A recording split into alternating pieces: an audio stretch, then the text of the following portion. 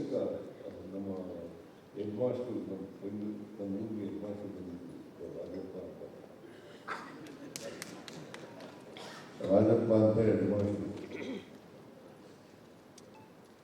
ಅವ್ರು ಬರದೇ ಹೋಗಿದ್ರೆ ನಾವು ವಿದ್ಯಾವಂತಿ ಆಗಿರ್ಲಿಲ್ಲ. ವಿದ್ಯಾವಂತ ನಾಲ್ಕೇ ಹೋಗಿದ್ರೆ ಮುಖ್ಯಮಂತ್ರಿನೂ ಹಾಕಿಲ್ಲ, MLA ಹಾಕಿರಲಿಲ್ಲ, ಡೆಪ್ಯೂಟಿ ಚೀಫ್ ಹಾಕಿಲ್ಲ.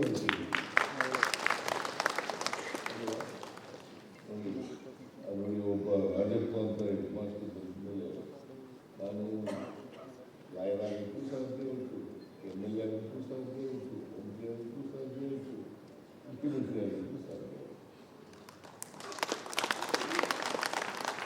ನಾನು ಯಾಕೆ ಈ ಮಾತು ಹೇಳ್ತಾ ಇದ್ದೀನಿ ಅಂತಂದರೆ, ನಮ್ಮ ಬದುಕನ್ನ ವ್ಯಕ್ತಿತ್ವವನ್ನು ರೂಪಿಸ್ತಕ್ಕಂಥದ್ದು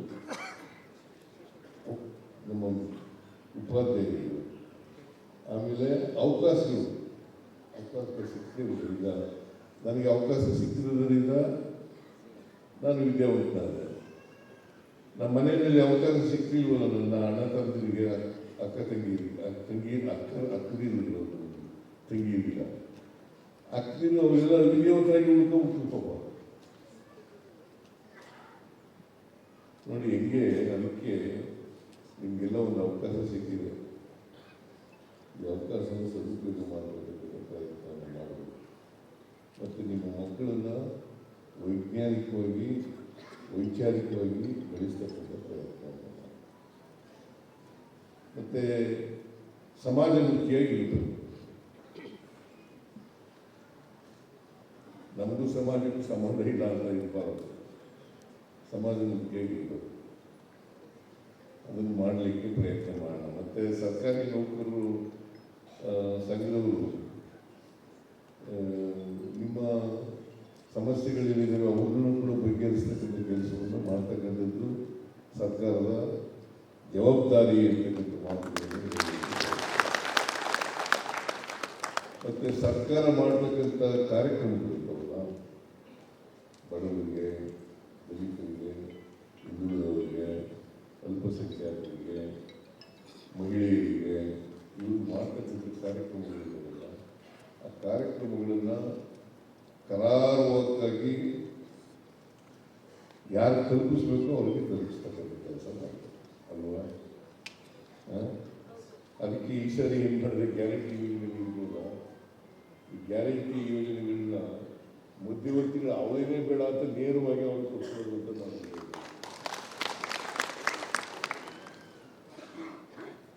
ಮಧ್ಯವರ್ತಿಗಳು ಇದ್ರೆ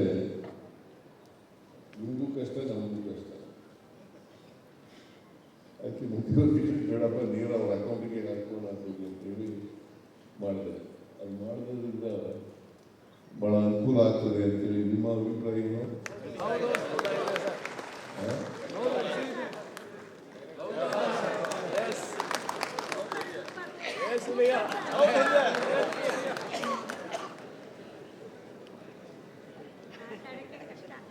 ಆಮೇಲೆ ಅನೇಕ ಸಮಸ್ಯೆಗಳನ್ನ ಹೇಳಿದ್ದಾರೆ.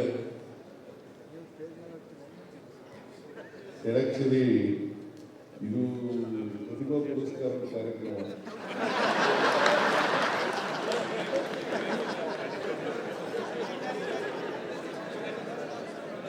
ನಿಮ್ಮ ಸಮಸ್ಯೆಗಳಿಗೆ ನ್ಯಾಯಯುತವಾದ ಸಮಸ್ಯೆಗಳನ್ನು ಬಗೆಹರಿಸಲಿಕ್ಕೆ ನಮ್ಮ ಸರ್ಕಾರ ಯಾವಾಗಲೂ ಕೂಡ ತೆರೆದ ಮನಸ್ಸಿನಿಂದ ಇರ್ತದೆ.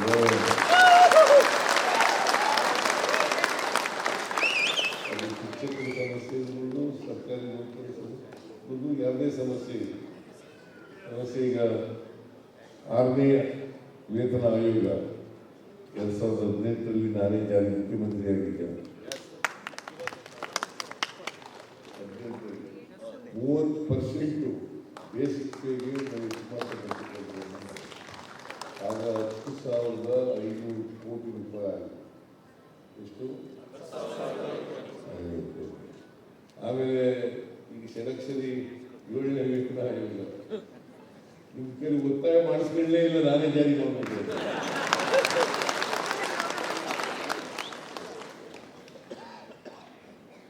27%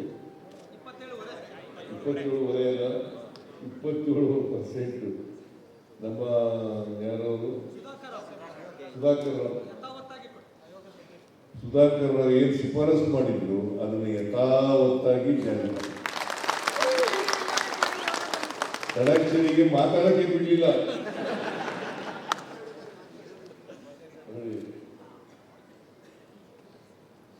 ಅದರಿಂದ ನಾವು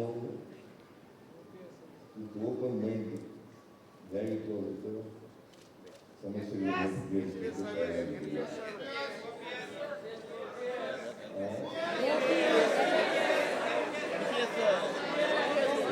ಕಮಿಟಿ ಮಾಡಿದ್ದೀವಿ.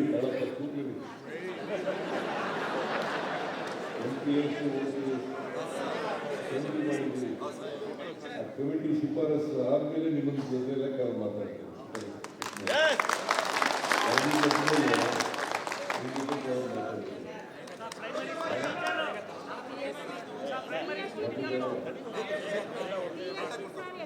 ಬೇಗ ಕೊಡಕ್ಕೆ ಹೇಳ್ತೀನಿ,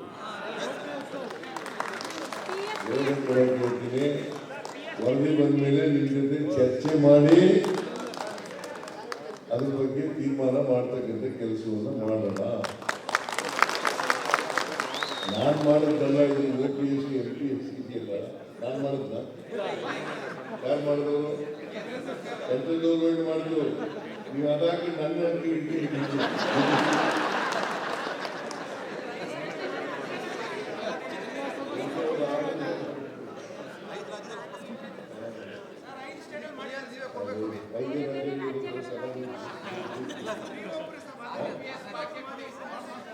ಐದು ರಾಜ್ಯಗಳಿರೋದು ಇದು 6 ರಾಜ್ಯ ಅಷ್ಟೇ.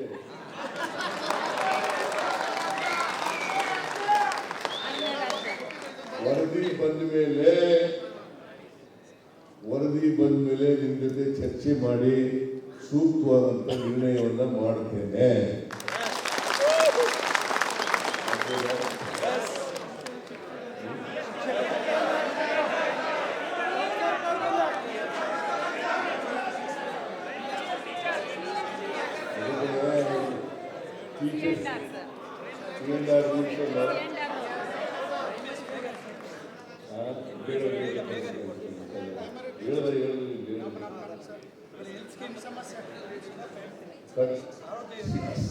ಶಿಕ್ಷಕರ ದಿನ C&R ಇದೆಯಲ್ಲ, ಅದ್ರ ಬಗ್ಗೆ ಕೂಡ ನಿಮ್ಮ ಜೊತೆ ಚರ್ಚೆ ಮಾಡ್ತೀವಿ.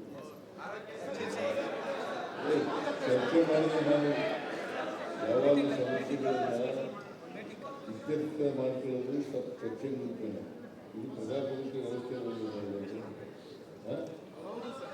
ಇದು ದುಡ್ಡು, ಸರ್ಕಾರ ದುಡ್ಡು ಅಂದ್ರೆ ಯಾರು ದುಡ್ಡಪ್ಪ? ಜನರ ದುಡ್ಡಲ್ವಾ?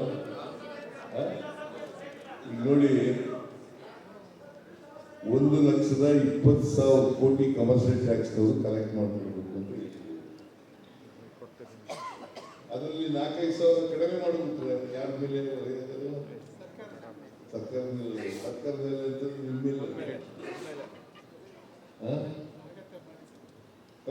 Commercial tax, excise duty collect ಮಾಡ್ತೀವಿ.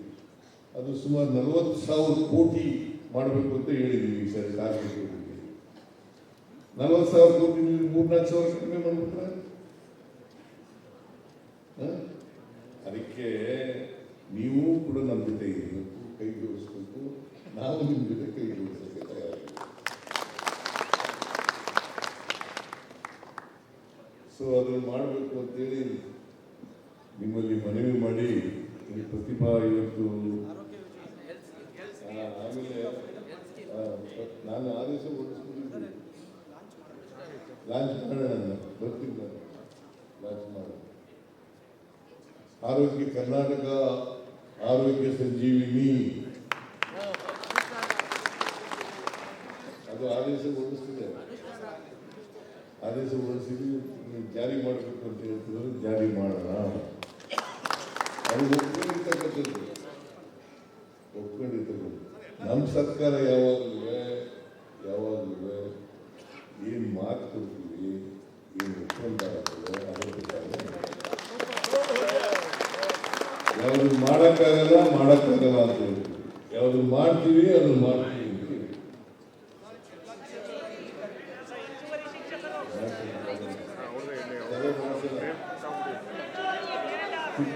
ಶಿಕ್ಷಕರ ಜೊತೆ ಚೀಫ್ ಸೆಕ್ರೆಟರಿ ಜೊತೆ ಯಾರು ಏನೇನು ಸಭೆ ಮಾಡಬೇಕು ಅವೆಲ್ಲ ಮಾಡಿಸ್ತಾರೆ.